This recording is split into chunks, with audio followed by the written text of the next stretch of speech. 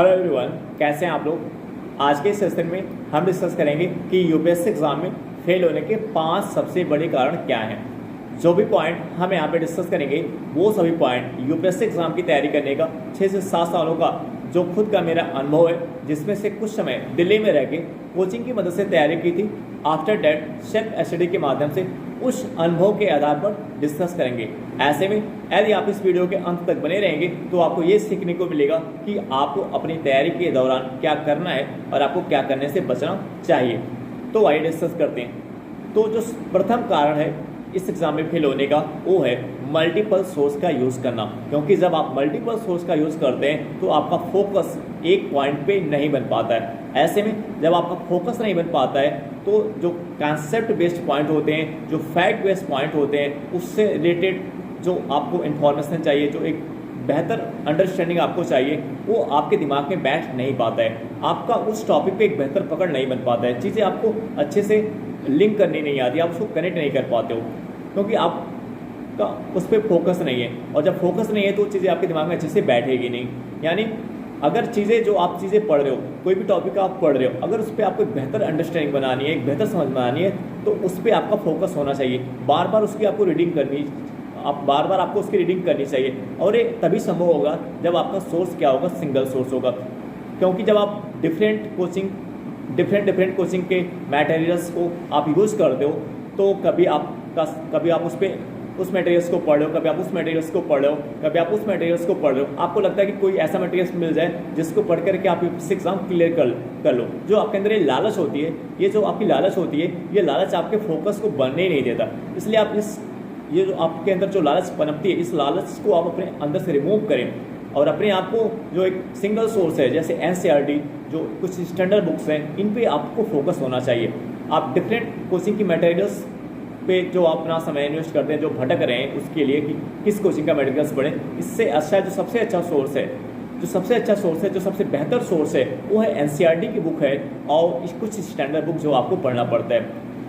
तो जैसे NCERT book पढ़ते समय, स्टैंडर्ड बुक पढ़ते समय आपको आपके सम्मुख समस्याएं आती है कि आपको समझ में नहीं आता, तो उससे रिलेटेड पॉइंट को समझने के लिए आप यूट्यूब की मदद ले सकते हैं। अगर आपको कोई टॉपिक समझ में नहीं आ रहा है तो उस टॉपिक को आप यूट्यूब पे डाल सकते हैं, उससे रिलेटेड कई वीडियो आपके सम्मुख आ जाएंगे। तो जो लग रहा है कि जिससे आपको मदद मिल रही है, उस वीडियो को आप देख सकते हैं। तो इसलिए जो बेसिक जो आपको सोर्स रखना है, सिंगल सोर्स एनसीईआरटी आप रखिए और कुछ स्टैंडर्ड बुक है, जैसे एम लक्ष्मीकांत की बुक है, स्पेक्ट्रम की बुक है, नितिन सिंघानिया की बुक है, रमेश सिंह की बुक है, ये कुछ स्टैंडर्ड बुक है, ये आपको केवल पढ़नी है, ठीक है ना। तो आप अपने सोर्स को सिंगल करें, क्योंकि सिंगल सोर्स के थ्रू आउट ही आपको फोकस बन पाएगा। यहाँ पे एक पॉइंट मैं ये कहूँगा कि अगर स्टार्टिंग में क्या होता है, कभी स्टार्टिंग में चीज़ों को आपको समझना रहता है तो कभी कभी आप मल्टीपल सोर्स की तरफ टेंड कर जाते हैं। लेकिन ध्यान रखें कि आपका जो जो आपने एक सोर्स रखा है वो आपका फिक्स होना चाहिए। जैसे आपने एनसीईआरटी रखा है और स्टैंडर्ड बुक, वो आपका फिक्स होना चाहिए। उसमें कुछ चीज़ें समझ में नहीं आ रहा तो उससे के लिए आप अदर सोर्स पे आप जा रहे हो, लेकिन केवल समझने के लिए नहीं कि आप उसको आप पढ़ना स्टार्ट कर दिया शुरू से, केवल समझने के लिए कि देखिए क्या वहाँ पे उसके बारे में कुछ दिया है कि आपके अंदर जो डाउट बन रहा है, आपके दिमाग में जो डाउट बन रहा है वो उसके थोड़ा अगर क्लियर हो जा रहा है तो ठीक है। यानी स्टार्टिंग में आप समझ बनाने के लिए आप मल्टीपल सोर्स का यूज़ हो जाता है मल्टीपल सोर्स। लेकिन ये भी नहीं कि आप कई कोचिंगों का नोट्स आप यूज़ करो, मटेरियल्स यूज़ करो, ये आपको ध्यान देना है। और समय रहते यानी प्रीलिम्स एग्जाम के 3 महीने पहले तक, 4 महीने पहले तक, और मेंस एग्जाम के 3 महीने 4 महीने पहले तक आपके पास एक सिंगल सोर्स होना चाहिए। और वो सोर्स होना चाहिए जो आपने खुद अपने सेल्फ स्टडी के थ्रू आउट पढ़ करके आपने उसको एक शार्ट नोट्स में कन्वर्ट करके आपने उसको रखा है, ताकि आप उसका मल्टीपल टाइम रिविजन कर पाएँ। दूसरा जो फेल होने का कारण होता है वो होता है लैक ऑफ प्रैक्टिस। यानी आपने तो पढ़ लिया, आपने एक बुक की रीडिंग कर ली 2 बार 3 बार 4 बार रीडिंग तो आपने कर ली, लेकिन आपने प्रैक्टिस नहीं किया। क्योंकि जब तक आप प्रैक्टिस नहीं करोगे, देखिए जब तक आप प्रैक्टिस नहीं करोगे तब तक आपके बुक के पढ़ने का जो तरीका होता है उसमें इम्प्रूवमेंट भी नहीं आएगा, उसमें सुधार भी नहीं आएगा। तो प्रैक्टिस करने के जो 2 सोर्स होते हैं, तो 2 सोर्स होता है, एक तो होता है प्रीवियस ईयर क्वेश्चन पेपर, एक तो होता है टेस्ट 3। तो सबसे पहले आपको previous year question paper solve करना चाहिए।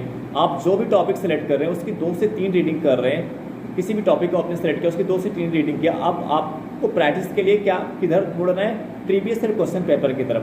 तो प्रीवियस जो प्रैक्टिस के दो सोर्स हैं, एक तो प्रीवियस ईयर क्वेश्चन पेपर है, एक तो टेस्ट सीरीज है। तो सबसे पहले आपको किस पे जाना है, किसकी तरफ मुड़ना है, प्रीवियस ईयर क्वेश्चन पेपर की तरफ मुड़ना है। आफ्टर दैट फिर आपको टेस्ट सीरीज की तरफ जाना है। तो जो प्रैक्टिस के दो इंपॉर्टेंट सोर्स है वो प्रीवियस ईयर क्वेश्चन पेपर और टेस्ट सीरीज। तो जितना मल्टीपल टाइम, जितना बार बार आप previous year question paper solve करेंगे, उतना ही आप कि पढ़ने के तरीके में जो सोर्स आप यूज़ कर रहे हो पढ़ने के लिए एनसीईआरटी स्टैंड बुक, उतना ही आपके पढ़ने के तरीके में उतना ही अच्छा सुधार आएगा, इंप्रूवमेंट होता जाएगा। यानी जैसे जैसे आप प्रीवियस ईयर क्वेश्चन पेपर का मल्टीपल रिवीजन करते जाएंगे, वैसे वैसे आपके बुक के पढ़ने के तरीके में भी सुधार होता जाएगा। और एक प्रकार से जो एक यूपीएससी का अप्रोच आपको अपनी तैयारी में चाहिए, वो अप्रोच भी आपको उसके थ्रू आउट मिलता जाएगा। इसलिए प्रैक्टिस बहुत ही ज़रूरी है। अगर आप कितना भी बुक को पढ़ डालें, कितनी भी रीडिंग उसकी कर डालें, लेकिन अगर आप प्रैक्टिस नहीं कर रहे हो तो फिर वो रीडिंग आपकी किसी काम का नहीं। इसलिए प्रैक्टिस आपको करना है। तो सबसे पहले किस पे आना है, प्रीवियस ईयर क्वेश्चन पेपर पे। उसके और एक पॉइंट आपको ध्यान रखना है, जो प्रीवियस ईयर क्वेश्चन पेपर का आप सॉल्व कर रहे हैं, प्रैक्टिस कर रहे हैं, उसके थ्रू आपको ये भी ध्यान देना है कि जो उसके अंदर 4 ऑप्शन होते हैं, तो चारों ऑप्शन का अगर आपको लग रहा है कि इसमें से कोई भी ऑप्शन जो आपके मान लो आपका आंसर सही हो गया, लेकिन फिर भी आपको लग रहा है कि इसमें से 2 ऑप्शन आपको पता नहीं है, तो फिर आपको उस ऑप्शन के बारे में जानना चाहिए, उसका एनालिसिस करना चाहिए कि क्या है।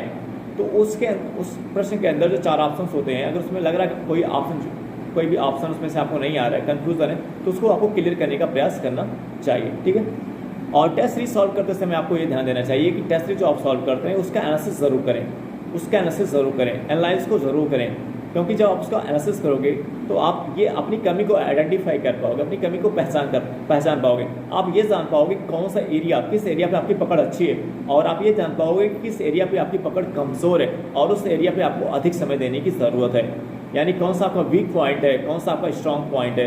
तो जो वीक पॉइंट है वहाँ पर आपको ज़्यादा समय देने की ज़रूरत पड़ेगी। इससे आप अपने समय को स्मार्ट तरीके से यूटिलाइज कर पाते हैं, यानी जहाँ ज़रूरत होती है वहाँ पे अपने समय को उपयोग कर पाते हैं। अदरवाइज अपने समय को वहाँ पे यूज़ कर अधिकतर लगा देते हैं जहाँ पे आपको ज़रूरत भी नहीं होती है। तो इसलिए प्रैक्टिस बहुत ही ज़रूरी है। अब बात करेंगे रिवीजन। तो रिवीजन की जो रिवीजन इस एग्ज़ाम के लिए बहुत ही इंपॉर्टेंट है, मल्टीपल रिवीजन बहुत ज़रूरी है।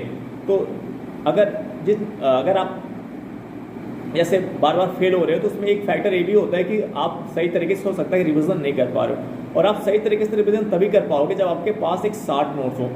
और शॉर्ट नोट्स जब जैसे आप एनसीईआरटी पढ़ रहे हो, आप जो भी सोर्स आप यूज़ कर रहे हो, फिर आप previous year question paper solve कर रहे हो, आप टेस्ट सीरीज सॉल्व कर रहे हो, तो इस दौरान आप पाते हो कि बहुत से ऐसे पॉइंट्स होते हैं जो आपको बार बार भूल जाता है।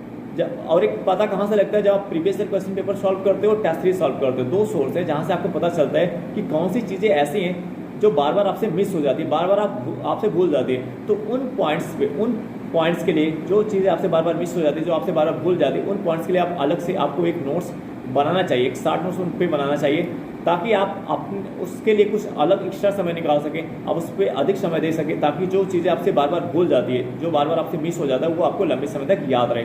ठीक है ना। ये कहाँ से आपको जानकारी मिलेगी, किस एरिया पे आपको प्रॉब्लम्स आती, समस्या आती है, वो आपको प्रीवियस ईयर क्वेश्चन पेपर जब आप सॉल्व करोगे, टेस्ट सीरीज आप सॉल्व करोगे। तो इससे आपका जो रिवीजन करने का मतलब ये नहीं कि अब रिवीजन में जो चीज़ें आपको आ रही है, जहाँ पे आपकी पकड़ अच्छी है, तो वहाँ पे ज़्यादा समय देने की जरूरत नहीं है। अब जो चीज़ें आपकी वीकनेस है, जो आपकी कमजोरी है, वहाँ पे आपको ज़्यादा समय देना रिवीजन करने के लिए। और उस शॉर्ट नोट्स में ये चीज़ें रहती है, शॉर्ट नोट्स जो आपका होता है वही चीज पॉइंट्स में रहता है जो आपको आप जो तैयारी कर रहे थे और अपनी तैयारी के दौरान जब आप प्रैक्टिस कर रहे थे प्रीवियस ईयर क्वेश्चन पेपर के थ्रू, टेस्ट सीरीज के थ्रू, तो आपको रियलाइज होने लगता है, आपको पता होने लगता है कि अच्छा ये एरियाज आपकी कमजोर, और उसके लिए आप अलग से शॉर्ट नोट्स बनाते हैं ताकि आप उस पर एक्स्ट्रा समय दे सकें। ठीक है ना। तो इसलिए आपको जो अपने रिवीजन को स्मार्ट तरीके से करना है। रिवीजन किस एरिया पे करना है, जो आपके बहुत ही जो वीक पॉइंट है, आपका कमजोर पॉइंट है।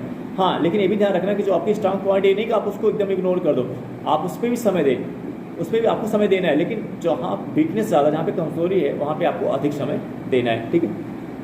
नेक्स्ट कारण होता है फेल होने का, वो होता है कि डिस्ट्रैक्शन के ट्रैप में फंस जाना। जैसे दोस्त से, किसी फ्रेंड से, आप दोस्त से 5-5 घंटे 6-6 घंटे मोबाइल पे बात कर रहे हो, तो जब आप सुबह उठते ही मोबाइल पे बात करना शुरू कर दिए, या शाम में आपने काफ़ी लंबा समय आपने मोबाइल पे इन्वेस्ट कर दिया बात करने में, तो आप मॉर्निंग के टाइम पे सही समय पे नहीं उठ पाएंगे। और एक पॉइंट ये भी, जब आपने दिन को बहुत ख़राब कर लेते हैं, उधर डिस्ट्रैक्शन के थ्रू बेकार कर लेते हैं, तो आपका जो कॉन्फिडेंस होता है वो गिरने लगता है। जब कॉन्फिडेंस गिरने लगता है तो फिर आपका पढ़ने में मन नहीं लगता। तो इस प्रकार आपकी जो 1 डे 2 डे 3 डे ऐसे आपके ख़राब होने लगते हैं, आपका समय भी ऐसे लॉस होने लगता है। तो इसलिए आपको ये पॉइंट आपको ध्यान में रखना है कि डिस्ट्रैक्शन से आपको बचना है। आपको ऐसे दोस्त, आपको ऐसे फ्रेंड सर्कल को रखना है जो पढ़ाई से रिलेटेड बिंदु पे बात करते हैं, जिससे लगता है कि आप अगर उनसे कनेक्ट हो तो आपका समय लॉस नहीं होगा। क्योंकि कुछ ऐसे दोस्त होते हैं, आप रूम पे पढ़ाई कर रहे हो और वो आपके रूम पे आ गए और आपको कहीं दूसरी जगह ले जाने के लिए आपको प्रेरित कर रहे हैं, फिर आप उनकी बातों में आ गए, फिर आप उठ करके चल दिए घूमने के लिए। तो ऐसे दोस्तों से आपको बच के रहना है, उन दोस्तों के साथ आपको रहना चाहिए। क्योंकि आपको पता है कि आप खुद इतने समझदार हो कि आपको पता है अगर आप एक सीरियस कैंडिडेट हो, आपको फोकस होकर स्टडी करें, तो आपको पता है आपको किस प्रकार के फ्रेंड सर्कल आपको रखनी है। उस फ्रेंड सर्कल को आपको रखना है जिससे आपको नुकसान नहीं हो रहा है, ठीक है। तो ये आपको ध्यान देना है। डिस्ट्रैक्शंस में जो कौन क्या आपको कह रहा है, कुछ क्या कह रहा है, तो बहुत सारी डिस्ट्रैक्शंस होते हैं। रिलेटिव का डिस्ट्रैक्शन होता है, फैमिली का डिस्ट्रैक्शन होता है, दोस्त का होता है, कई लोगों का होता है। तो उन सब पे आपको ध्यान नहीं देना है, क्योंकि आपको पता है आपने इस टारगेट को जो चूज़ किया है उसके पीछे का एक पर्पज़ है, उस पर्पज़ को आपको पूरा करना है। तो वो चीज़ आप अपने दिमाग में लाओ, तो आप इस प्रकार से डिस्ट्रैक्शन से बच सकते हो। और जो 5th पॉइंट है, आपको ये ध्यान में देना है कि क्यों आपका फोकस नहीं बन पाता। क्योंकि 90% बच्चे, 85 से 90% ऐसे बच्चे होते हैं जिनको यही नहीं पता है कि वो यूपीएससी एग्जाम की तैयारी क्यों कर रहे हैं। उनका व्हाई नहीं क्लियर है, उनका रीज़न नहीं क्लियर है कि वो क्यों कर रहे हैं। क्योंकि जब तक आपका व्हाई नहीं क्लियर होगा कि आप यूपीएससी एग्जाम की तैयारी क्यों कर रहे हो, तो आप इस एग्ज़ाम में लंबे समय तक आप नहीं बन पाओगे। और अगर आपको इस एग्ज़ाम में लंबे समय तक बने रहना है तो आपको एक ठोस रीज़न, एक ठोस कारण आपको ढूंढना पड़ेगा कि आप इतना बड़ा डिसीजन आप क्यों ले रहे हो। क्योंकि जो ये ठोस कारण होगा यही आपको पूरे वर्ष फोकस होकर के स्टडी करने के लिए बार बार रिवर्स करेगा। यही आपके इंटरनल मोटिवेशन को बनाए रखेगा, जिसके थ्रू आउट आप एक फोकस स्टडी कर पाओगे। और ये जो ठोस कारण होता है, जो ठोस कारण आपको पता है कि आप यूपीएससी एग्जाम की तैयारी क्यों कर रहे हो, यही आपके इंटरनल मोटिवेशन को, आंतरिक मोटिवेशन को बनाए रखता है। यानी आपके अंदर के आत्मविश्वास को बनाए रखता है और आपको एक निश्चित दिशा में फोकस होकर के स्टडी करने के लिए बार बार आपको क्या करता है, रिवर्स करता है। तो इसलिए एक ठोस कारण आपके पास होना चाहिए। नहीं तो अगर आपके पास कोई ठोस कारण नहीं होगा तो आप मल्टीपल डिस्ट्रैक्शन के ट्रैप में फंसे रहेंगे, ठीक है ना। तो आपके पास एक ठोस कारण से एग्जाम की तैयारी करने का होना चाहिए। यदि आप इन बिंदुओं को अगर इन बिंदुओं को आप फॉलो करने का प्रयास करते हैं, इस पर वर्क करने का प्रयास करते हैं, तो इससे आपको बहुत ही फ़ायदा मिलने वाला है और आप अपनी तैयारी, अपनी सफलता को कम समय में सुनिश्चित कर सकते हैं। आई होप दैट ये वीडियो आपको समझ में आया होगा। अब हम आपसे नेक्स्ट वीडियो में मिलेंगे। Okay, bye.